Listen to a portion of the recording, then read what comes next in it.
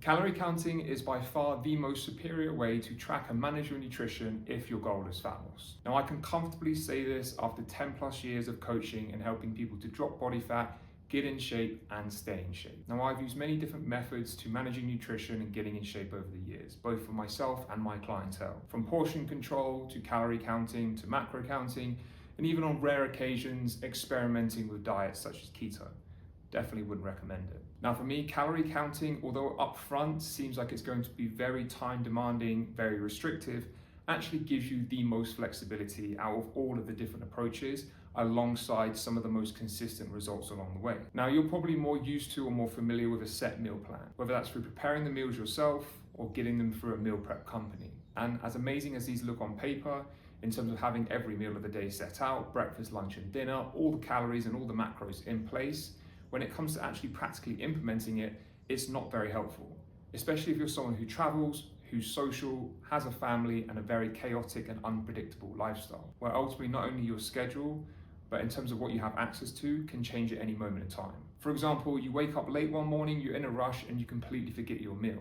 Then off the back of that, it completely throws you off track. And then you have no plan B or C in place. And that's just simply looking at your day-to-day, let alone when you have to start factoring in travel, holidays, or social events where you're clearly not going to be taking these meal preps with you. And you're ultimately not in a position where you can stick to that set meal plan. So this is where I believe that both a framework and calorie targets are the best combination, where you have your typical day-to-day framework and your set meals.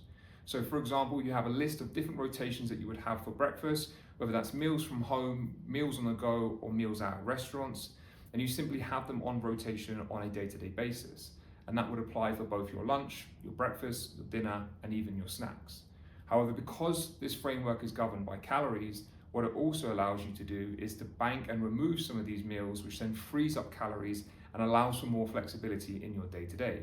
So for example, if you have a set meal for your breakfast in the morning, but you wake up late and you miss it, so you have to pick something then up on the go, because you know your breakfast is ballpark figure around 500 calories, then you can simply walk into your local fast food or supermarket en route to work and pick up something which is high protein and going to work within that 500 calorie allowance. Again, giving you the flexibility that you need, but still allowing you to stay on track. And that can be applied throughout your whole week, inclusive of things like social events, travel, or being more inclusive when it comes to having meals with your family. And yes, some of the downsides to calorie counting is that it can be quite tedious initially, and it does take you a few weeks to get accustomed to tracking those calories and logging those calories through an app like MyFitnessPal. However, once you've done it for 2 or 3 weeks, again, it starts to build confidence, consistency, and momentum to the point where eventually you have your own stored data within the app itself. So you have the specific meals or food items that you would use on a regular basis, and you don't have to consistently keep tracking or logging new foods. So yes, it will require upfront effort, but as I said, this will guarantee you more flexibility later on down the line. So let's say if you're working by 1800 calories and you want the freedom and flexibility to have that pint of beer on a Friday night, you can simply deduct 200 calories away, which might be reducing down a portion, removing a snack, or even skipping a meal and reducing down the eating window, which then frees up that 200 calories, which then gives you the flexibility to have that pint of beer, which again will make the fat loss process that much more sustainable because you enjoy it, and at the same time, you're still seeing fat loss results because you're remaining within that calorie deficit. Now, yes, there can be some downsides to calorie counting. For example, you're not always going to know the calories within the food. So when you're dining out, whether that's with family, friends, or for business, they're not always going to have the calories on the menu. However, what you can still do is bank your calories for that specific social event or for that specific meal.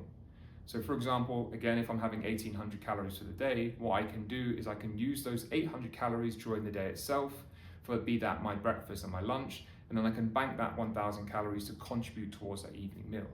Is it going to be perfect? Absolutely not. However, it's still going to allow you to make those realistic adjustments, which allows you to stay on track and gives you the flexibility to still be able to eat out and make suitable changes without completely blowing your calories off track for the day. So you don't need to freak out every single time that you can't track them, because realistically, you're not going to be able to. Now I'm going to use MyFitnessPal as the example. However, there's many different options that you can utilize to track those calories. Even doing it manually with notepad and pen, although I don't really recommend that. So number one is that not all the data is going to be accurate, and it's really important that you use the specific brand that you're actually using. Don't just put in generic things. So for example, let's say if you have an omelette for breakfast in the morning, don't just type into MyFitnessPal omelette, because the omelette that you make is very different to the omelette I make. Be specific with the ingredients and even the brands that you're using. For example, I would put in that I had 3 medium eggs. I would put in the supermarket at which I purchased those eggs from. Then I would state whether I used any oils, any butters, any cheeses, and again, the quantities of those to give myself that omelette recipe. But as I said, yes, this can sound really tedious up front, but now what you can do is you can save that as a recipe and then use that then moving forward. Whereas if you keep putting in generic recipes, then ultimately you're going to get very skewed readings throughout the day. And what you state as your calorie deficit is actually way over your daily recommended calorie intake, because ultimately you're using other people's recipes and not your specific ones. Now, the next most common mistake is when people use raw or uncooked weight versus cooked weight. So for example, let's say you put in 50 grams of cooked weight rice, when actually you're using 50 grams of raw weight rice.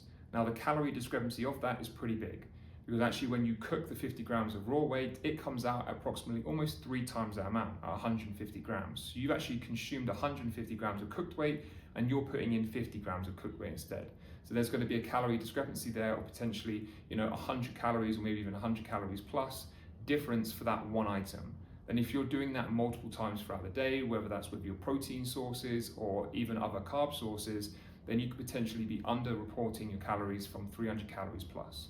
So just be aware on the back of the packaging, sometimes when you scan it, it doesn't always line up. So be sure to be consistent with whether you're using uncooked or cooked weights. Now, yes, you may hear people talking about how calorie counting is super restrictive and it's not a sustainable option, but it's not supposed to be sustainable. Fat loss equally isn't supposed to be sustainable, and it's something which we use to help us get to our destination sooner rather than later.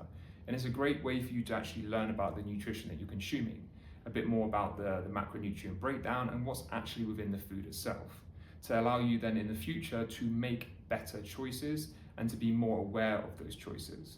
However, the long-term goal is once you're out of phase 1 within fat loss, you've then rebuilt your calories back up to maintenance in phase 2, then ultimately in phase 3, where you're looking for that sustainability, you then start to step away from calorie counting.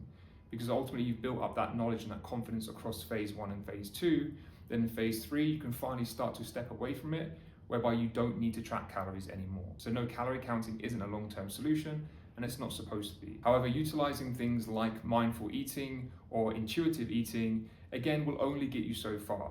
And yes, it may allow you to lose your first few kilos, but if you've got a big longer term goal, let's say to lose 20, 30, 40 plus kilos, which some of my clients have, or you're looking to get down to quite low body fat percentages, i.e. less than 12%, you're going to need to be far more accurate than relying on intuitive eating. Now, I've created a framework which will help you calculate your calories to put you in that all-important deficit.